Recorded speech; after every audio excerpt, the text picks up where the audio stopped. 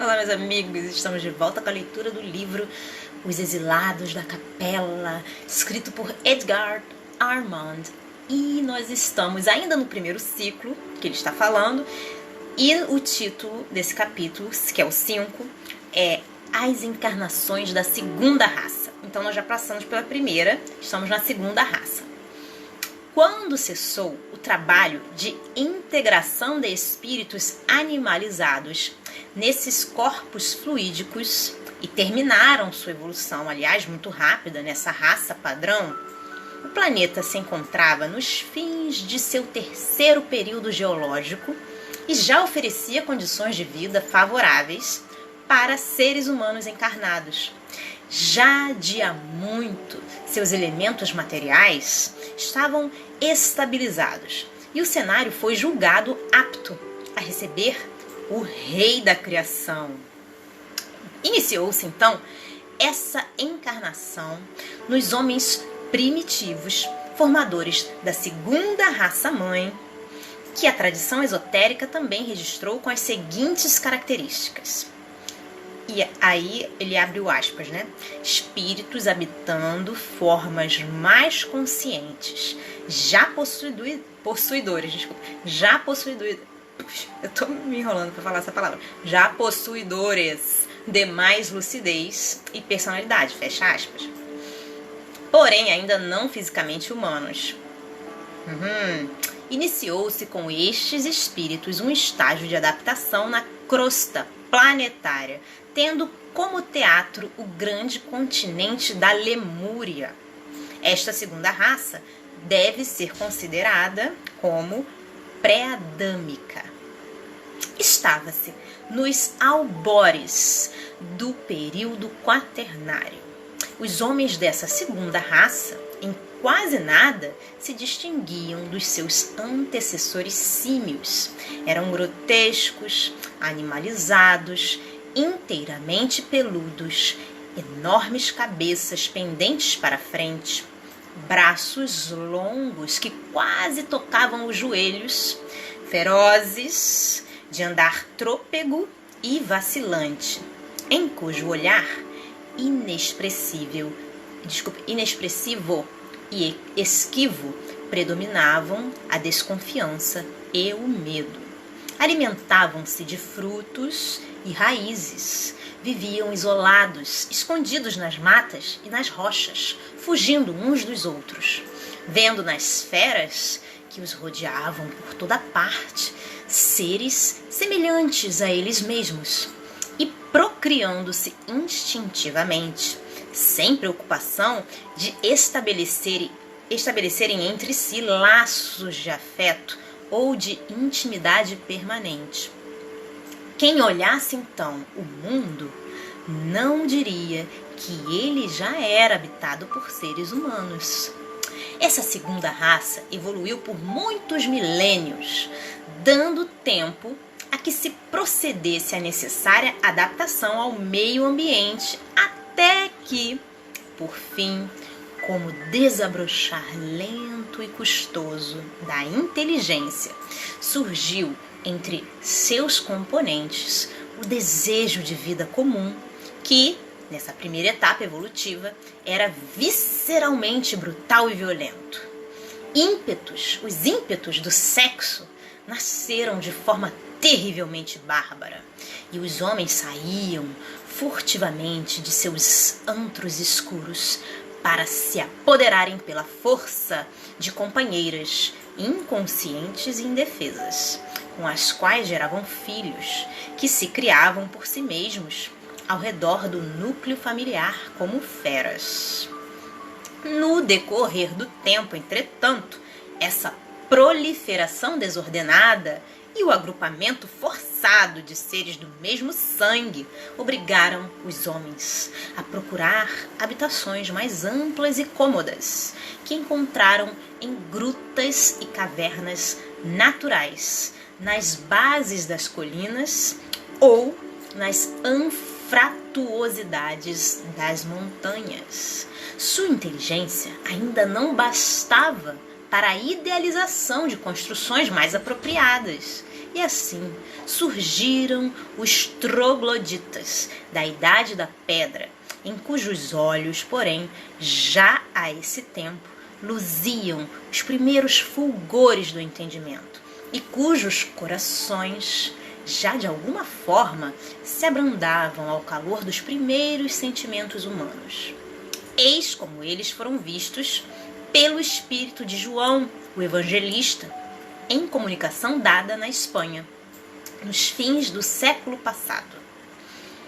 E aí ele coloca entre aspas: Adão ainda não tinha vindo, porque eu via um homem, 2 homens, muitos homens, e no meio deles não via Adão, e nenhum deles conhecia Adão. Eram os homens primitivos, esses que meu espírito absorto contemplava. Era o primeiro dia da humanidade, porém, que humanidade, meu Deus! Era também o primeiro dia do sentimento, da vontade e da luz, mas de um sentimento que apenas se diferenciava da sensação, de uma vontade que apenas desvanecia as sombras do instinto. Primeiro, que tudo o homem procurou o que comer. Após procurou uma companheira, juntou-se com ela e tiveram filhos.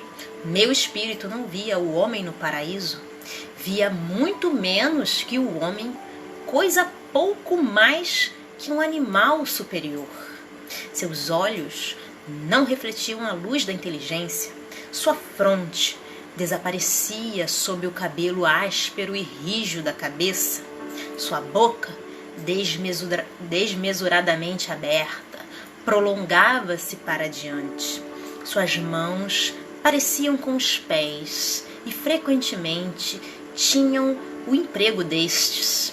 Uma pele pilosa e rija cobria as suas carnes duras e secas, que não dissimulavam a fealdade do esqueleto. Oh, se tivesses visto, como eu, o homem do primeiro dia, com seus braços magros e esquálidos caídos ao longo do corpo e com suas grandes mãos pendidas até os joelhos, vosso espírito teria fechado os olhos para não ver e procuraria o sono para esquecer. Seu comer era como devorar, bebia, abaixando a cabeça e submergindo os grossos lábios nas águas. Seu andar era pesado e vacilante, como se a vontade não interviesse. Seus olhos vagavam, sem expressão pelos objetos, como se a visão não se refletisse em sua alma. Seu amor e seu ódio, que nasciam de suas necessidades satisfeitas ou contrariadas, eram passageiros como as impressões que se estampavam em seu espírito e grosseiros como as necessidades em que tinham sua origem. O homem primitivo falava, porém, não como o homem.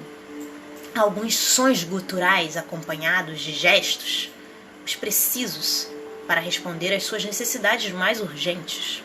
Fugia da sociedade e buscava a solidão. Ocultava-se da luz e procurava indolentemente nas trevas a satisfação de suas exigências naturais. Era escravo do mais grosseiro egoísmo. Não procurava alimento senão para si. Chamava a companheira em épocas determinadas, quando eram mais imperiosos os desejos da carne, e satisfeito o apetite, retraía-se de novo à solidão, sem mais cuidar da prole. O homem primitivo nunca ria, nunca seus olhos derramavam lágrimas. O seu prazer era um grito e a sua dor era um gemido. O pensar fastigava-o. Fugia do pensamento como a luz, como da luz. E mais adiante acrescenta: e nesses homens brutos do primeiro dia, o predomínio orgânico gerou a força muscular, e a vontade subjugada pela carne gerou o abuso da força. Dos estímulos da carne nasceu o amor. Do abuso da força nasceu o ódio. e a luz, agindo sobre o amor e sobre o tempo, gerou as sociedades primitivas. A família existe pela carne, a sociedade existe pela força. Moravam as famílias à vista de todos, protegiam-se, criavam rebanhos, levantavam tendas sobre troncos e depois caminhavam sobre a terra. O homem mais forte é o senhor da tribo. A tribo mais poderosa é o lobo das outras. As tribos errantes, como o furacão, marcham para diante e como os gafanhotos assaltam a terra onde pousam seus enxames. Fecha aspas. Assim como bem deixa ver o evangelista, no final de sua comunicação, com o correr dos tempos, as famílias foram se unindo, formando tribos, se amalgamando, cruzando tipos, elegendo chefes e elaborando as primeiras regras de vida em comum, que visavam preferentemente as necessidades materiais da subsistência e da procriação. Bom, gente, ficamos por aqui. Espero que vocês tenham gostado dessa leitura tanto quanto eu. E vamos indo nessa viagem, né? Até onde vai nos levar esse livro, essa obra, não sei. Vamos embora agora, por enquanto. Um grande beijo a todos. Deus abençoe e até a próxima. Tchau, tchau.